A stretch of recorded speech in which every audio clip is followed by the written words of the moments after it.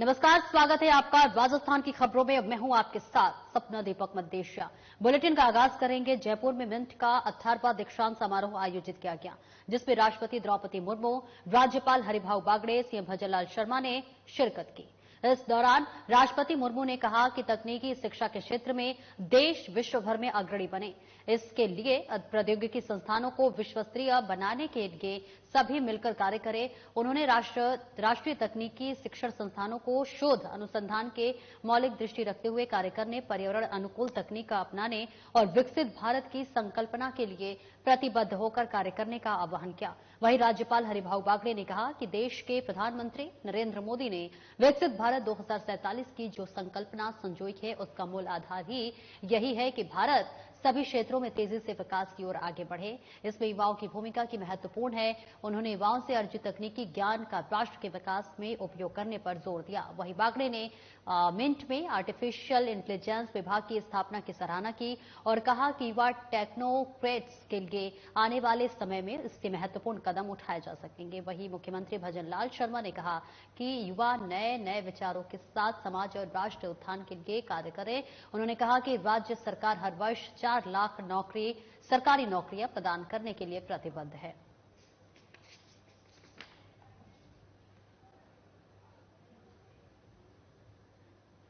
और वहीं जवाहरलाल नेहरू अस्पताल में बने पीडियाट्रिक ब्लॉक में बच्चों का इलाज शुरू हो गया है। मंगलवार को प्रदेश के मुख्यमंत्री भजनलाल शर्मा ने वर्चुअल इसका उद्घाटन किया था।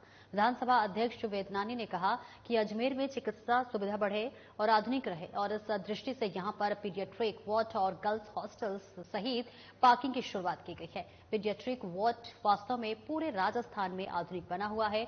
उन्होंने कहा कि आगामी दिनों में जल्द ही मेडिसिन ब्लॉक का भी शुभारंभ किया जाएगा और इस ब्लॉक में पलंग और जीवन रक्षक मशीनरी की भी लगाई जाएगी और ये भवन फायर प्रूफ और वातानुकूलित है। करीब 35 करोड़ की लागत से 244 पलंग की क्षमता का ये ब्लॉक बनकर तैयार हुआ है। अजमेर में चिकित्सा सुविधाएं बढ़े, आधुनिक रहें, इस दृष्टि से यहाँ पर आधुनिक पीडियाट्रिक वार्ड, यहाँ पर गर्ल्स हॉस्टल पीजी और साथ में पार्किंग, 3 काम बनने शुरू हुए। चौथा एक मेडिसिन ब्लॉक का भी यहाँ पर रचना हुई। तो स्मार्ट सिटी के माध्यम से चारों बनने शुरू हुए। कल हमारे माननीय मुख्यमंत्री जी ने तीनों का लोकार्पण किया। आज तीनों का निरीक्षण करके इसका शुभारंभ अभी आज किया है। उस शुभारंभ में पीडियाट्रिक वार्ड वास्तव में पूरे राजस्थान में सर्वश्रेष्ठ बना है, 5 स्टार बना है। यहाँ कुल मिला के 210 बेड है। और वहीं पाली जिला प्रभारी मंत्री और स्वायत्त मंत्री राजस्थान सरकार झाबर सिंह खरबा 2 दिवसीय पाली दौरा पूर्व कर जयपुर के लिए रवाना हुए हैं। सर्किट हाउस में मीडिया से रूबरू होते हुए उन्होंने बताया कि पाली में हुई अतिवृष्टि और भारी बरसात के चलते लोगों को भारी मुश्किलें उठानी पड़ रही है और अभी जिला मुख्यालय की अनेक कॉलोनियां जलमग्न पड़ी है। जिला मुख्यालय पर जलभराव की स्थायी निकासी के समाधान के लिए सर्वे कराने के लिए निर्देश जारी कर दिए गए हैं और शीघ्र ही नए नाला निर्माण करवाए जाएंगे और पानी भराव स्थलों पर स्थायी समाधान के लिए सरकार तुरंत प्रभाव से फैसला लेगी और राहत पहुंचाई जाएगी। तो ये तस्वीरें आपको पाली से दिखा रहे जहां मीडिया से रूबरू हुए हैं। झाबर सिंह खरबा जलभराव की समस्याओं पर चर्चा की है, बातचीत की है, निरीक्षण किया और इसी के साथ साथ समस्याओं से निजात दिलाने का आश्वासन दिया है। बता दें, पाली जिला प्रभारी मंत्री और स्वायत्त मंत्री राजस्थान सरकार झाबर सिंह खरबा 2 दिवसीय पाली दौरा कर जयपुर के लिए फिलहाल रवाना हो गए हैं और वही सर्किट हाउस में मीडिया से रूबरू होते हुए उन्होंने बताया है कि पाली में अतिवृष्टि हुई है और भारी बरसात के चलते लोगों को कई तरह के मुश्किलों का सामना करना पड़ रहा है और अभी जिला मुख्यालय की अनेक कॉलोनियां जलमग्न हो गई हैं। जिला मुख्यालय पर जलभराव की स्थायी निकासी के समाधान के लिए सर्वे करने के लिए निर्देश जारी कर दिए गए हैं और आपको बता दें कि शीघ्र ही नए नाला निर्माण करवाए जाएंगे। पाली जिस प्रकार की भौगोलिक स्थिति में बसा हुआ है, उसमें कोड में खास ये रहा कि अनाधिकृत कॉलोनियां और अतिक्रमण लगातार होने से बरसात के पानी को निकलने के जो रास्ते थे, कुछ पूर्णतः अवरुद्ध हो गए, कुछ आंशिक रूप से अवरुद्ध हो गए। जिसकी वजह से पानी में जल भराव की समस्या बन गई। अभी मैंने पिछले दौरे के समय जब मैं आया था, एक कॉलोनी में पानी भरा हुआ था, पानी पंपों के जरिए निकाला जा रहा था। उसके बगल में एक नाला था। बातचीत चली तो वहां कॉलोनी बसने के बाद जब नगर परिषद ने नाली बनाने का प्रयास किया तो कॉलोनी वालों ने नाली नहीं बनाने दी, जबकि उस कॉलोनी की समस्या का समाधान मुश्किल से 250-300 मीटर का एक छोटा नाला बन के बगल में जो बड़ा नाला है उसमें अगर वो पानी डलता तो जल भराव नहीं होता। इस प्रकार की बहुत सी समस्याएं हैं। पहली बार तो हम जिस प्रकार का जल भराव था उस स्थिति से अस्थायी रूप से निपटने का प्रयास कर रहे हैं और उसके बाद हम इसके स्थायी समाधान की दिशा में आगे बढ़ने का प्रयास करेंगे। कल भी हमारी जिला कलेक्टर से और बाकी अधिकारियों से बात हुई।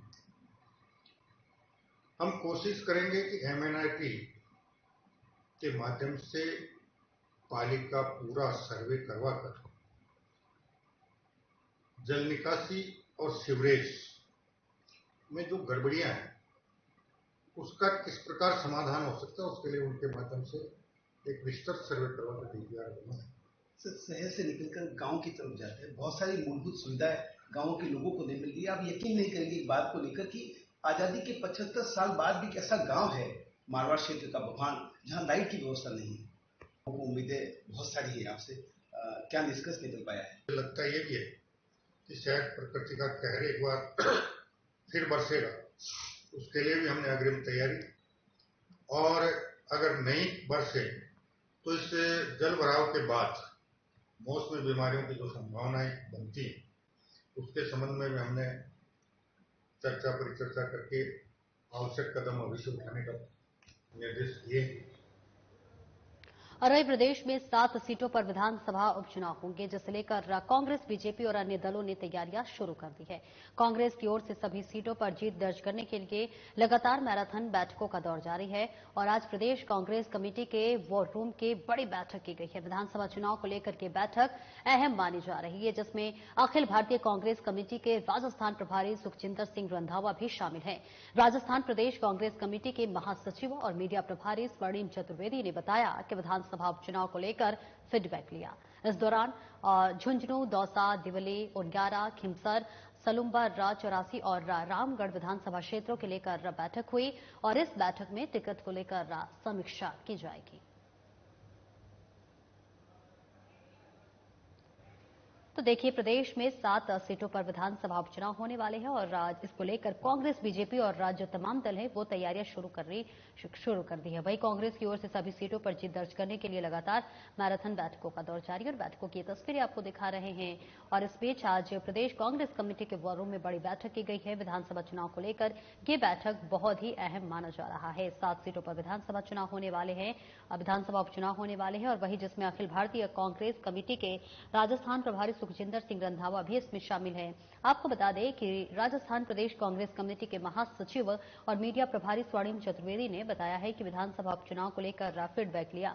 इस मौके पर झुंझुनू, दौसा, देवली, उनगारा, खिमसर, सलम्बर, चौरासी और रामगढ़ विधानसभा क्षेत्रों को लेकर बैठक हुई है और इस बैठक में टिकट को लेकर समीक्षा की जाएगी। तो देखिए, 7 सीटों पर राजस्थान में विधानसभा उपचुनाव होने वाले हैं और जिसके लिए मंथन का दौर शुरू हो गया है। कांग्रेस लगातार 7 सीटें जीतने के लिए लगातार मंथन करती हुई नजर आ रही है और इसके उपलक्ष्य में आज एक बैठक की गई है। बैठक चुनाव के मद्देनजर बेहद अहम मानी जा रही है और इसी के साथ साथ आपको बता दें कांग्रेस के अलावा बीजेपी भी अब इसमें निरीक्षण करती हुई बैठक करती हुई नजर आ रही है।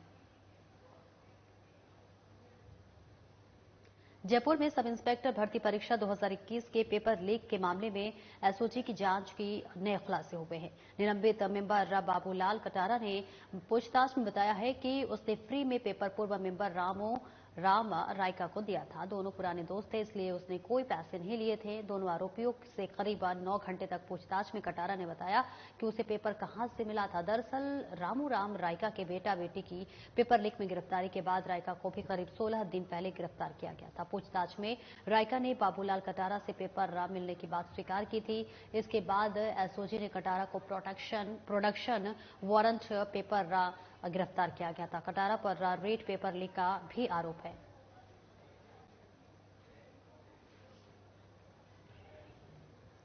तो देखिए, आपको बता दें, जयपुर से तस्वीरें आपको दिखा रहे हैं, जहां कटारा बोला रामू राम रायका को भी फ्री में दिया गया एसआई पेपर। देखिए, पेपर लीक का मामला जो है लगातार गरमाया हुआ है और आए दिन नए नए खुलासे होने शुरू हो गए हैं। एसओजी की जांच में इस बीच नया खुलासा हुआ है, जिसमें बाबूलाल कटारा से पूछताछ की जा रही है। 9 घंटे तक ये पूरा पूछताछ का मामला चला। दरअसल जयपुर में सब इंस्पेक्टर भर्ती परीक्षा 2021 के पेपर लीक के मामले में एसओजी की जांच में नए खुलासे हुए हैं।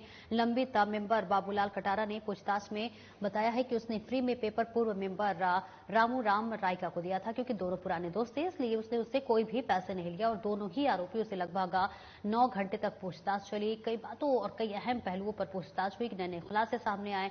कटारा ने बताया कि उसे पेपर कहां से मिला था।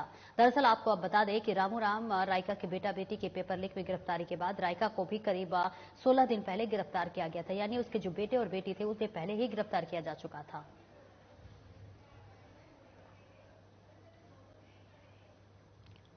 और वहीं प्रधानमंत्री नरेंद्र मोदी के 74वें जन्मदिन के मौके पर ख्वाजा मोइनुद्दीन हसन चिश्ती की दरगाह में मंगलवार रात में चावल, देसी घी और सूखे मेवे से निर्मित 4000 किलो लंगर तैयार किया गया, जिसे आज अलह सुबह जरूरतमंद और जायरीन के बीच वितरित किया गया।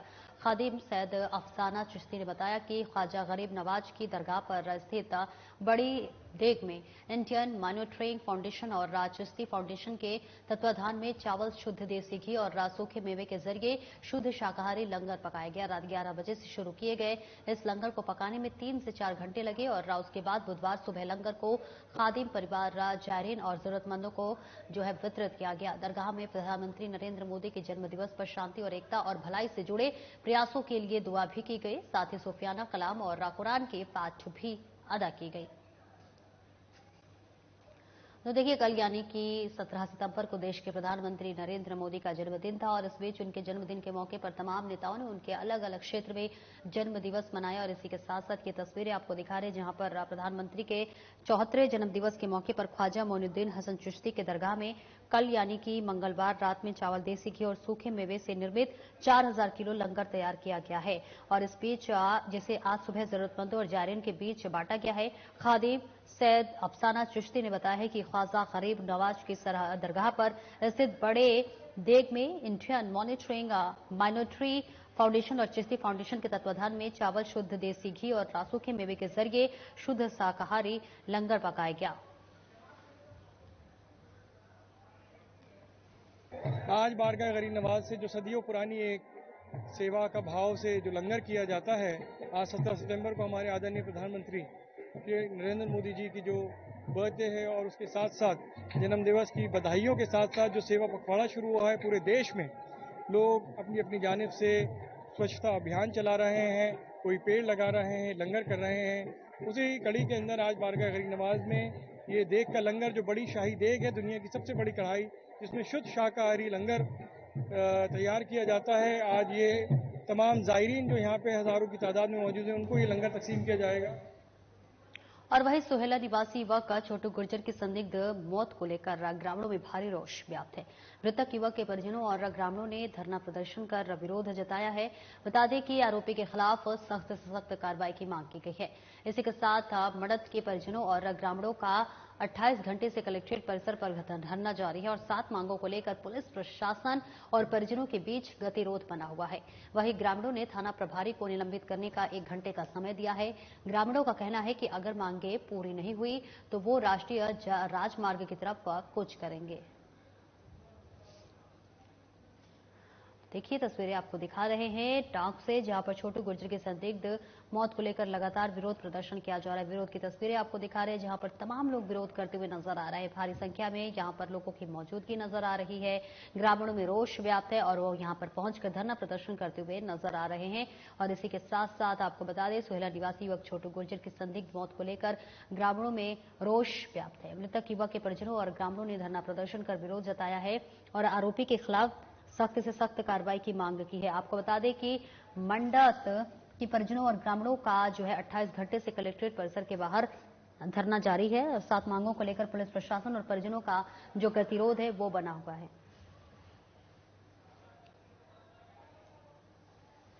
हमारे समाज के एक युवा थे छोटूलाल गुजर की, जिस प्रकार से यहाँ के पुलिस प्रशासन द्वारा और यहाँ के जो बड़े अपराधी है उन द्वारा मिलकर उसकी सुनियोजित तरीके से हत्या कर दी गई है। हमारे पूरे समाज की ओर से उनको अभी 1 घंटे का अल्टीमेटम दिया है। हत्या होने को करीब 40 घंटे बीत गए, हमने शव को अभी लिया नहीं, ने जलाया है। हम पूरे समाज की ओर से चेतावनी देना चाहते हैं कि 1 घंटे के अंदर अगर बरूनी के थानाधिकारी ओम प्रकाश को सस्पेंड नहीं किया तो हम 1 घंटे के बाद में राष्ट्रीय राजमार्ग की ओर कूच करेंगे। और पुलिस प्रशासन को जब तक हमारी मांगे नहीं मान ली जाएगी, जब तक आंदोलन खत्म नहीं होगा। क्या क्या मांगे हैं इसके अलावा? हमारी जो ये मांगे है पूरी मांगे मान ली गई है। हमारी जो मुख्य मांग है कि बरूनी के थानाधिकारी ओम प्रकाश तुरंत प्रभाव से सस्पेंड। वहीं जिले के मारवाड़ जंक्शन उपखंड मुख्यालय राजकीय उच्च माध्यमिक विद्यालय ग्राम प्रांगण में आगामी 29 तारीख को सदगुरु वेद श्री रामलाल जी सियाग के बाड़ी में संजीवनी मंत्र द्वारा विशाल सिद्ध योग कार्यक्रम का आयोजन हो रहा है। आपको बता दें, शक्तिपाल दीक्षा द्वारा कुंडलिनी जागरण को लेकर कार्यक्रम के विधिवत शुभारंभ हुआ। विशाल सिद्ध योग कार्यक्रम आयोजन को लेकर पूरे जिले भर में उत्साह का माहौल देखा जा रहा है और तैयारियां जोरों से चल रही है। इसी दौरान मारवाड़ जंक्शन विधायक केसाराम चौधरी, उपखंड अधिकारी गौरी शंकर शर्मा ने पूजा अर्चना कर सिद्धि योग कार्यक्रम की शुरुआत की है।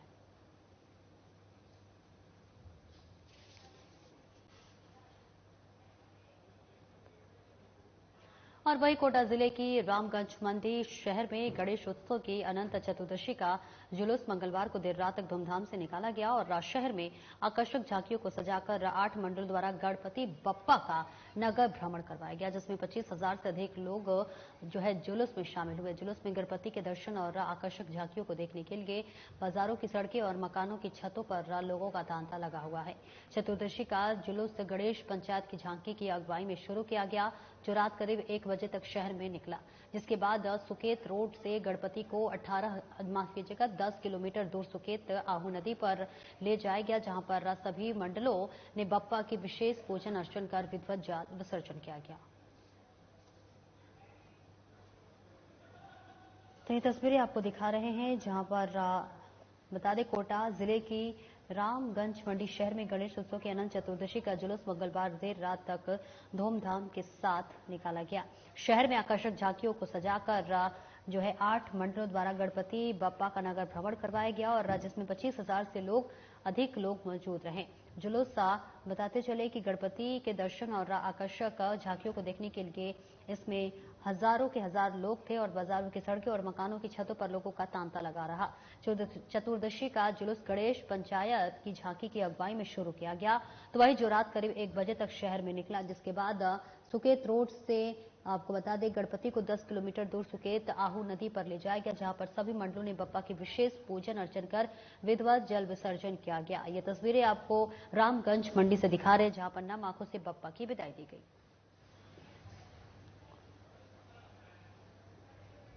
वहीं धर्मोत्थान सेवा समिति टोंक के तत्वाधान में 11 दिवसीय 29वें श्री गणेश महोत्सव के तहत मंगलवार को अनंत चतुर्दशी पर गणपति बप्पा मोरया जयघोष के साथ भव्य शोभा यात्रा निकाली गई। शहर के 23 मंदिरों में स्थापित विनायक प्रतिमाओं की विधिवत आरती और पूजा के बाद शाम को यज्ञ के बालाजी से 9 फीट ऊंची गणेश प्रतिमा की शोभा यात्रा रवाना हुई। शोभा यात्रा के आगे आगे बैंड धार्मिक भजनों की प्रस्तुत करता आगे आगे चल रहे थे। इस दौरान शोभा यात्रा के दर्शनों के लिए बाजार में जगह जगह काफी भीड़ देखी गई। शोभा यात्रा में समिति के सदस्यों द्वारा हस्त निर्मित गणेश प्रतिमा की भव्य झांकी आकर्षण का केंद्र रही।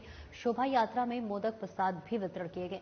शोभा यात्रा का मार्ग में धर्मावलंबियों ने जगह जगह पर स्वागत और किया। इसी के साथ गणेश जी की प्रतिमाओं की पूजा अर्चना की। शोभा यात्रा घंटाघर होते हुए चतुर्भुज तालाब पहुंचे, जहां पर महाआरती के बाद गणपति बप्पा मोरया के जयघोष के साथ सभी गणेश प्रतिमाओं को विसर्जित किया गया। तो ये तस्वीरें आपको टोंक से दिखा रहे हैं, जहां अनंत चतुर्दशी पर निकाली गई शोभा यात्रा गणपति बप्पा को विदाई दी गई है, नम आंखों से विदाई दी गई है। और इसी के साथ साथ धर्मोत्थान सेवा समिति टोंक के तत्वाधान में 11 दिवसीय 29वें गणेश महोत्सव के तहत मंगलवार यानी कि कल अनंत चतुर्दशी पर गणपति बप्पा मोरया उद्घोष के साथ भव्य शोभा यात्रा निकाली गई, जहां पर आपको बता दें शहर के 23 मंदिरों में स्थापित विनायक प्रतिमाओं की विधिवत आरती और पूजा के बाद शाम को यज्ञ के बालाजी से 9 फीट ऊंची गणेश प्रतिमा की शोभा यात्रा रवाना हुई। वही शोभा यात्रा में आगे आगे बैंड धार्मिक भजनों की प्रस्तुत करता आगे आगे चल रहे थे। शोभा यात्रा में मोदक प्रसाद भी वितरण किए गए और शोभा यात्रा मार्ग में धर्मावलंबियों ने जगह जगह स्वागत किया और गणेश जी की प्रतिमाओं का पूजा अर्चन की गई। शोभा यात्रा घंटाघर होते हुए चतुर्भुज तालाब पहुंची, जहां महाआरती के बाद गणपति बप्पा मोरिया के जयघोष के साथ गणेश प्रतिमाओं को विसर्जित किया गया।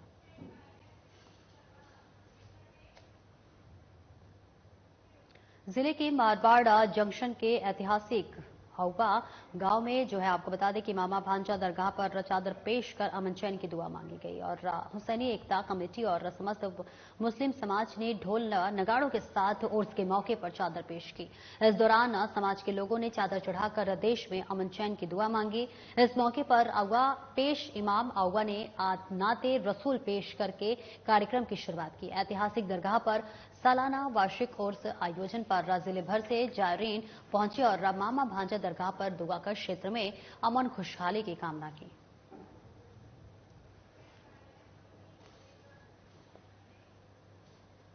खेल मंत्रालय भारत सरकार और जिला प्रशासन के निर्देशन में मंगलवार यानी कि कल से 2 अक्टूबर तक गांधी जयंती के उपलक्ष्य में स्वच्छ सर्वेक्षण 2024 के अंतर्गत स्वच्छता शपथ जागरूकता, सार्वजनिक स्थानों की सफाई, श्रमदान, पौधारोपण, सिंगल यूज प्लास्टिक के उपयोग नहीं करने आदि कई प्रकार की गतिविधियां की गई और इस दौरान सुमेरपुर में नगर पालिका अधिकारियों, कर्मचारियों और जनप्रतिनिधियों ने श्रमदान और पौधारोपण के साथ रैली निकाली। वहीं सफाई कर्मियों के साथ नरेगा मजदूरों ने हाथों में झाड़ू लेकर सार्वजनिक स्थान पर श्रमदान कर रैली निकालकर स्वच्छता का संदेश दिया।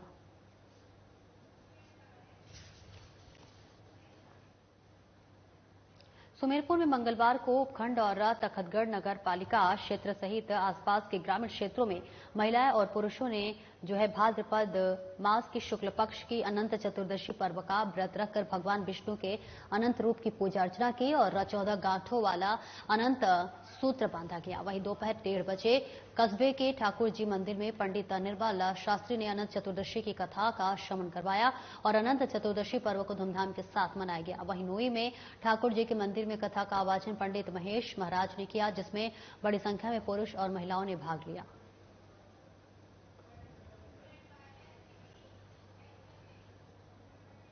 झालावाड़ में 68वें राज्य स्तरीय छात्र छात्रा बैडमिंटन टूर्नामेंट का शुभारंभ हो गया है।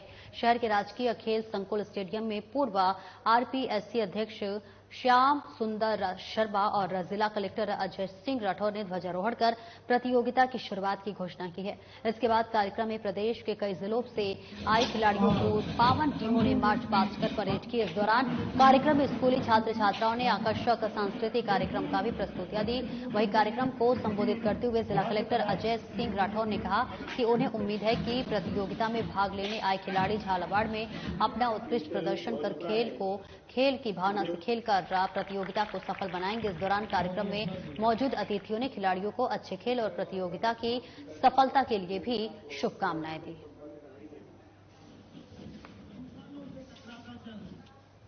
और फिलहाल इस बुलेटिन में इतना ही। दीजिए इजाजत। नमस्कार।